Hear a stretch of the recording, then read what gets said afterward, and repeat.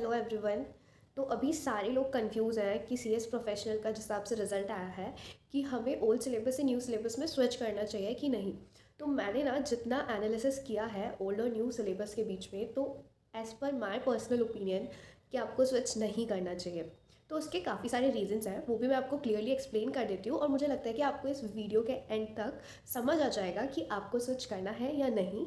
आप अपने बेसिस पे डिसाइड करिएगा। तो पहली चीज़ जो मैंने ऑब्जर्व करी है न्यू सिलेबस में कि वो काफ़ी ज़्यादा वास्ट है। मतलब जितना कंपैरेटिवली आपका ओल्ड सिलेबस है ना, उससे कंपैरेटिवली बहुत ज़्यादा वास्ट है।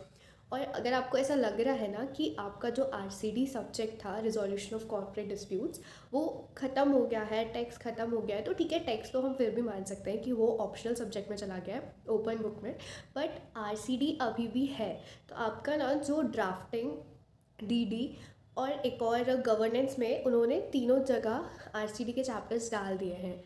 उसके साथ साथ जो आपका फंडिंग मीन्स जो यहाँ पे स्ट्रैटेजिक मैनेजमेंट और कॉर्पोरेट फाइनेंस के नाम से एक जो सब्जेक्ट आया है सेकंड ग्रुप में, उस सब्जेक्ट में जो आपका कॉर्पोरेट फाइनेंस का पार्ट है वो काफ़ी ज़्यादा बढ़ा दिया गया है। उसमें चैप्टर्स ऐड कर दिए गए, मतलब समथिंग आप मान लीजिए 200-250 पेजेस। और उसके साथ स्ट्रैटेजिक मैनेजमेंट भी काफ़ी बड़ा है।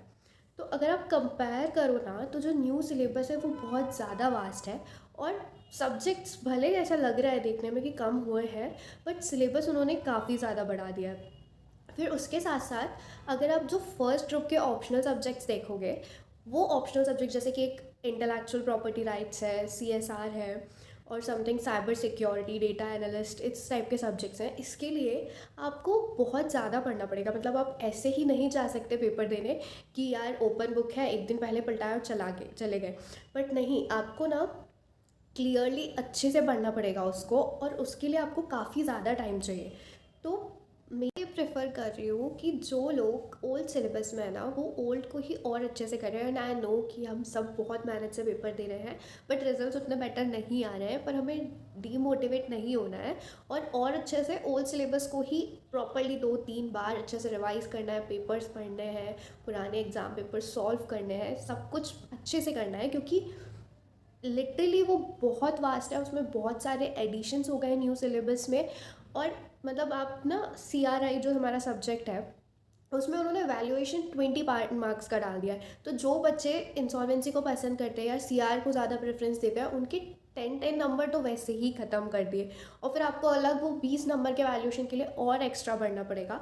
तो बेटर यही है कि आप जो ऑलरेडी पढ़ रखे हो ना, उसे और अच्छे से इम्प्रूव करके और उसे ही पढ़ के अच्छे से रिवाइज करके दीजिए। और स्विच और ये सब के अभी मतलब झमेले में मत पड़िए कि आपके पास सिर्फ 3 महीने हैं, उसमें प्रॉपरली जो आपका पढ़ा हुआ है आप वही अच्छे से करके दे दीजिए।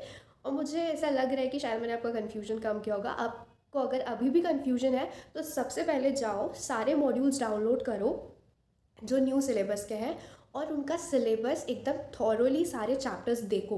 मतलब एटलीस्ट इंडेक्स से देखो, उनका कंटेंट देखो, आप समझ जाओगे कि बहुत ज़्यादा कंटेंट बढ़ा दिया गया है। और स्विच करने का कोई सेंस नहीं है।